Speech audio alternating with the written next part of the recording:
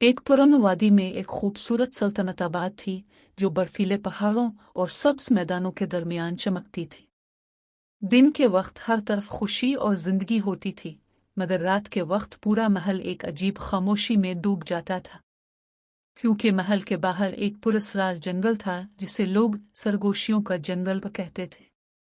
कहा जाता था कि वहां दरख्त बातें करते हैं, साए खुद चलते हैं, और जो भी रात के वक्त वहां गया वो कभी वापस नहीं आया। लेकिन शहजादी हाराम उन बातों से नहीं डरती थी। इसके दिल में खौफ नहीं बल्कि तजस्सुस था। वो हर रात अपनी बालकोनी में खड़ी होकर इस तारीक जंगल को देखती रहती, जैसे वो इसे अपने पास बुला रहा हो। एक रात तेज हुआ आई और उसके कानों में एक पुरस्रार सरगोशी पहुंची, खोया हुआ ताज तलाश करो। इससे पहले कि सुर्ख चांद तुलू हो, ये सुनकर उसका दिल तेजी से धड़कने लगा, मगर वो डरी नहीं, बल्कि इसके अंदर एक अजीब सी जस्तजू जाग उठी। अगले दिन एक पुरस्रार मुसाफिर महल में आया। वो चादर ओढ़े हुए था और उसकी आंखों में थकन और खामोशी थी, जैसे इसने बहुत कुछ खो दिया हो। रात के वक्त शहजादी हाराम ने इसे बाग में बुलाया। जब उसने चादर हटाई तो वो शहजादा सालार था। इसके चेहरे पर एक गहरा जख्म था और आंखों में ऐसी कहानी छुपी थी जो अल्फाज से ज्यादा वजनी थी। वो आहिस्ता से बोला कि वो इस सरगोशियों के जंगल से गुजर कर आया है और जिंदा बच जाना एक मोजिज़ा था। इसने बताया कि जंगल के अंदर एक ताकतवर ताज छुपा हुआ है जो किस्मत बदल सकता है, मगर जो भी इसे ताकत के लिए हासिल करने की कोशिश करेगा वो खुद खो जाएगा। हाराम ने इसकी बात सुनी और बगैर किसी खौफ के कहा कि वो इस जंगल में जाएगी। सालार ने इसे देखा और चंद लम्हे खामोश रहने के बाद कहा कि वो अकेली नहीं जाएगी, वो भी इसके साथ होगा। शाम के वक्त दोनों ने जंगल में कदम रखा।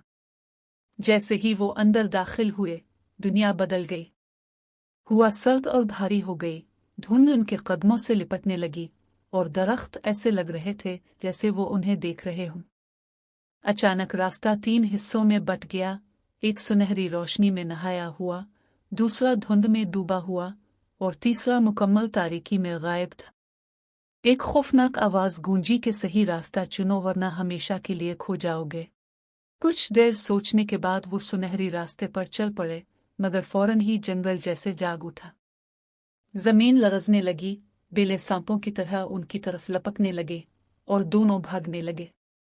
बड़ी मुश्किल से वो बच निकले। सालार ने हाराम का हाथ पकड़कर कहा कि जंगल उन्हें आजमा रहा है, जिस पर हाराम ने कहा कि इसका मतलब है वो सही रास्ते पर है। जंगल के अंदर गहराई में उन्हें एक टूटी हुई पुरानी मीनार मिली। इसके अंदर एक सीढ़ी नीचे अंधेरे में जा रही थी। नीचे उन्हें एक चमकता हुआ पत्थर मिला जिस पर एक नक्शा बना हुआ था जो एक आबशार के पीछे छुपी गार की तरफ इशारा कर रहा था। लेकिन जैसे ही वो नक्शा देख रहे थे, साए उनके पीछे जमा होने लगे। ये जंगल के खामोश मुहाफिज थे। सालार ने फौरन कहा कि वहां से निकलना होगा और दोनों किसी तरह बचकर वहां से भाग निकले, जबकि मीनार उनके पीछे गिर गए। लंबे सफर के बाद वो एक जोरदार आबशार के पास पहुंचे। पानी के पीछे एक खुफिया गार छपी हुई थी। अंदर दाखिल होते ही दीवारें सितारों की तरह चमकने लगी और दरमियान में एक सुनहरी ताज रखा हुआ था। जैसे ही हाराम आगे बढ़ी, जमीन हिलने लगी और एक गहरी आवाज गूंजी कि सिर्फ पाक दिल ही इस ताज के काबिल हैं। इसी लम्हे सालार पीछे हट गया और उसने सच बताने का फैसला किया। उसने कहा कि इसका मुख तबाह हो चुका है और वो इस ताज को अपने लोगों को बचाने के लिए चाहता है, मगर उसने ये बात छुपाई थी। हाराम ने इसकी तरफ देखा और कहा कि असल अहमियत अब सच की है जो उसने कह दिया है।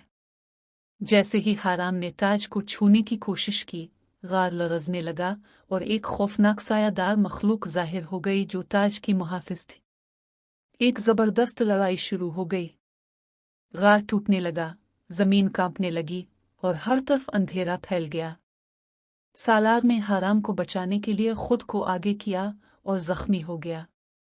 हाराम ने इसे गिरते हुए देखा तो इसका दिल भर आया। इसने समझ लिया कि यह ताज ताकत का नहीं बल्कि दिल की पाकीज़गी और कुर्बानी का इम्तिहान है।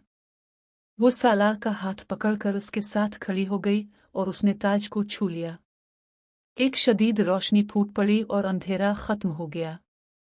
جب وہ باہر آئے تو آسمان سرخ ہو چکا تھا مگر جنگل اب پرسکون تھا۔ لعنت ختم ہو چکی تھی۔ حرام نے تاج پہنا مگر پھر اسے اتار کر سالار کے ہاتھوں میں رکھ دیا اور کہا کہ اسے اس کے لوگوں کی ضرورت ہے۔ حیران رہ گیا۔ حرام نے مسکرا کر کہا کہ اس نے سیکھ لیا ہے کہ اصل طاقت تاج میں نہیں بلکہ دل میں ہوتی ہے۔ دونوں کے ہاتھ جڑ گئے اور وہ صرف بادشاہ اور شہزادہ نہیں بلکہ ایک ایسی کہانی کے کردار بن گئے جو اندھیرے سے روشنی تک پہنچ گئی تھی۔